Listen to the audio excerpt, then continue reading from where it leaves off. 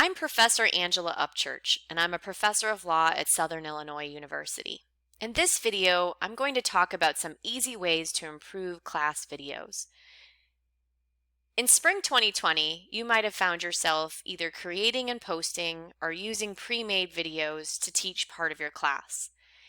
Asynchronous videos and asynchronous learning provides a lot of flexibility to your students so that they can watch the videos at any point in time, especially if they have limitations due to the situation of the COVID-19 pandemic that prevent them from attending synchronized classes. In this video, we're going to cover ways to make asynchronous videos, posted videos, even more helpful to your students. So if you used videos, you might have already found that there is some challenges to it. Are you certain the students are watching the entire video?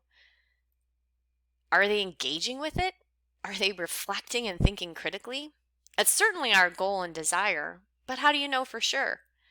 And are they even retaining the information that's in the video? One challenge to asynchronous learning is a lot of the feedback and interactivity we have with our students and they have with us is missing. And EdPuzzle can help us sort of bridge that gap.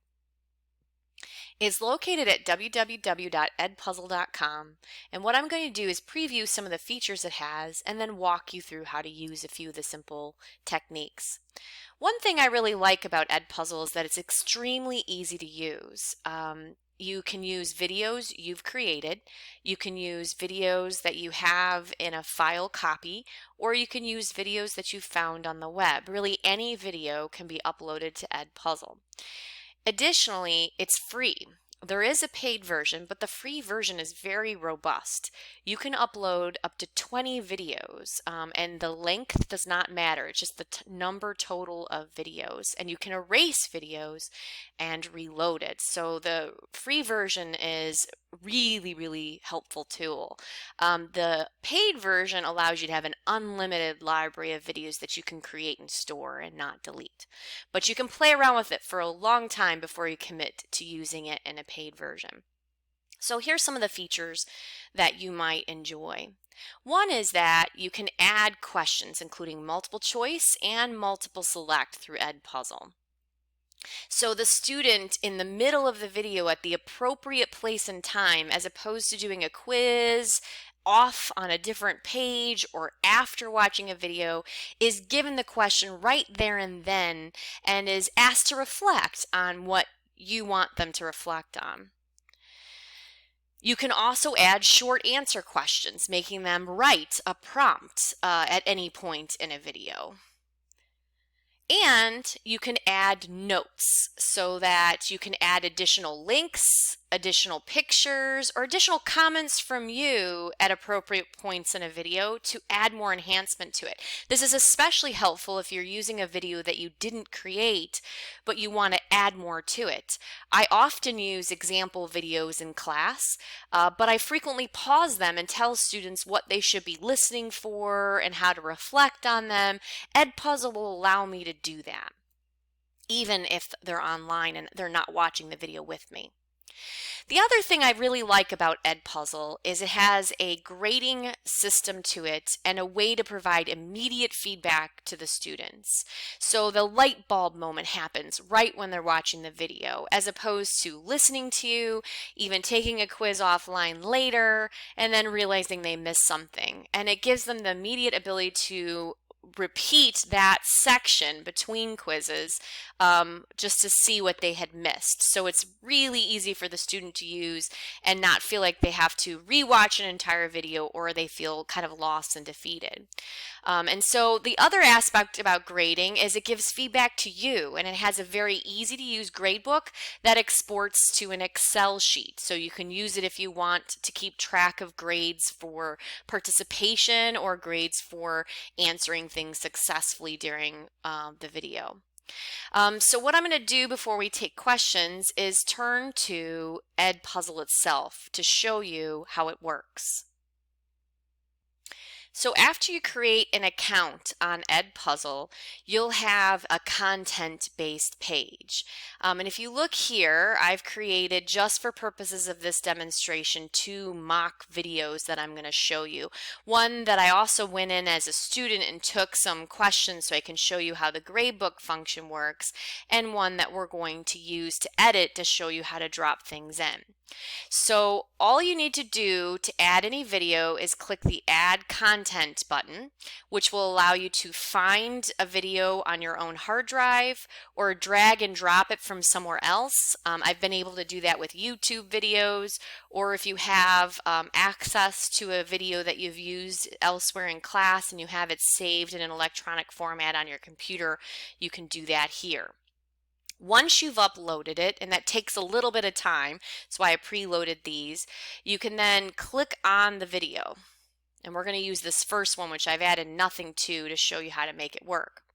And so what happens is the video comes up here in this screen. You can play and move it to any point so that you can see what it is. By clicking the edit button, I have several features that I'm going to show you that help you enhance your video. One is cut, and this allows you to cut out any aspect of the video that you don't want to see any longer. You may have had a video that you only show a portion of in class. Go ahead and cut the other chunks out. I've found over the years, while this video is very long, when I use things more often, I chunk information so that students can revisit it more easily. So, I might want to cut this into several 5-minute videos, but it's a very easy editing function. By clicking cut, and you just move the scroll to wherever you want to create your cut, and then erase it however you'd like to do so. What we're going to look at though is, oops, here's my voice coming up on that. What we're going to look at is a couple other options. Now, voiceover allows you to alter what the original recording of the video is. And so you can click start a recording and it will record over it. So let's say, here I have an instruction I wouldn't normally want to use any longer because it isn't something that's appropriate for this class. Well, I can, rather than having to edit the entire video, I can just do a voiceover, and it takes my voice now and replaces it with whatever was there at that time. But the most interesting feature is this one called questions. And as I mentioned, you can place the question at any point in the video. So we can move to, let's say I have this part on supporting a summary judgment motion, and I want to, at this point, embed a multiple choice question. So I just click on this button. I can type in my question. I can do it right from the slide. I can do whatever I want. Just because I'm here now, we'll just do, what is your favorite color? You've got some editing functions here. You can type your answer options here. Blue. We're going to do green. I can add many extra ones here by adding another option. Let me do yellow. We'll just for purposes end there. Now, if you notice, it has green checked, which would mean this is the right answer. But if I wanted to say no, the answer is in fact green, I can switch that. I can create more than one correct answer if I'd like. One other really great feature here is this feedback button. So let's say that I wanted to give them feedback as to why blue was the right or wrong answer. I can put reasoning in here. Now this will only pop up after they answer the question, so they'll see the explanation next to what they selected. And then you just click Save. So that's for both multiple choice and multiple select. And as you see in a moment, it's going to be in the video right here, represented by a little gray bubble. Now, when the student sees it, they'll see those gray bubbles throughout, and I'll show you when you broadcast it in a moment how you can, the student will actually get that, but they'll see where the questions are at. All right, let's go ahead and we're going to continue. And we're going to move ahead to somewhere else in our video, and we're going to drop in a different kind of question here. Let's say like I want to go here, show you what an open-ended question looks like. You click open-ended, and it's a question prompt of please reflect, or whatever you'd like to write. And at that point, the same kind of little icon is going to drop in, and I'll have another gray button which would suggest what the question is. Now, if you notice here along the side, it is saving for me my questions, and it's saving what they are, so I can go back and edit them if I want. I'm also able to move it slightly if I'd like to put it at a different place in the video. Let's say I recorded here, but I'd rather it go at 1:59. I can do that. Let's try another one. And we're going to try an example of a note. So for a note, this is what I was mentioning about, especially if you have a video that you don't really want to heavily edit and you want to make a correction, you can do it this way. You can also use the note function to help you give guidance. Let's say we're watching this video as a demonstration. I wanted to show how to, cross-examine a witness. I can drop a note in to say, watch for the response by the plaintiff. All right, and so that will appear also when they're watching the video at that point in time. It will appear right there. My note will pop up. All right, okay. So what you're hearing there again is the actual video, but it gives me a chance to see where it fits overall. All right, very good. So those are the most important features of creating and editing videos. Once you're happy with what you have, you click Finish. As you notice, it saves kind of automatically as you go. And then I'm going to show you how you actually export this to your students. So once you get back to this, you'll see like the things we recorded were all left here in gray tabs. I'm going to click the Assign button now, and what you want to do is create a class. I created this fake test class for the purposes of this presentation, and I can click it so that this gets assigned to it. I can assign it to the whole class. I can assign it just to a few students. So say, for example, you had exercises that you only wanted half your class to do, or a remedial exercise, you can assign it to them individually. You can create your date and start times by selecting those here. You can create no due date if you want. You need to just roll through and select them. One other feature to show you here is the skipping button. When you have this, and this is defaulted as on, this means that the student can't go to a later part in the video.